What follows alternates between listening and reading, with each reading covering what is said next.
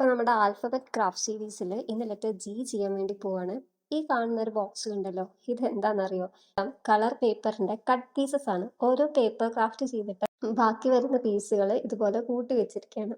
ഇത് വെച്ചിട്ടാണ് ഇന്നത്തെ ജി എന്ന് പറയുന്ന ലെറ്റർ നമ്മൾ ഡെക്കറേറ്റ് ചെയ്യാൻ പോകുന്നത്.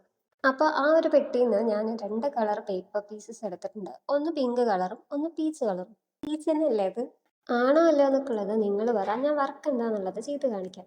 നമ്മൾ ചൂസ് ചെയ്ത 2 കളർ പേപ്പറുകൾ ഉണ്ടല്ലോ, അതിനെ ചെറിയ സ്ക്വയേഴ്സ് ആയിട്ട് കട്ട് ചെയ്തെടുത്തിട്ടുണ്ട്.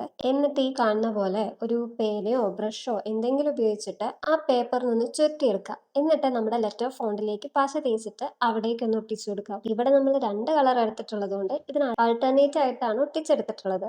അങ്ങനെ ജിയിൽ മൊത്തം ഒട്ടിച്ചെടുത്തപ്പോൾ ഇതാണ് ഇതിൻ്റെ ഒരു ഫൈനൽ ലുക്ക്. ഇത് നിങ്ങൾക്ക് ഇഷ്ടപ്പെട്ടോ ഇല്ലയോ എന്നുള്ളതൊക്കെ കമൻറ്റ് ചെയ്ത് പറയാം. അതുപോലെ ലെറ്റർ എഫ് വരെയുള്ള വീഡിയോ ഞാൻ അപ്ലോഡ് ചെയ്തിട്ടുണ്ട്. കാണാത്തവരുണ്ടെങ്കിൽ ചാനലിൽ കയറിയിട്ട് അതൊക്കെ ഒന്ന് കയറി കണ്ടു നോക്കാം.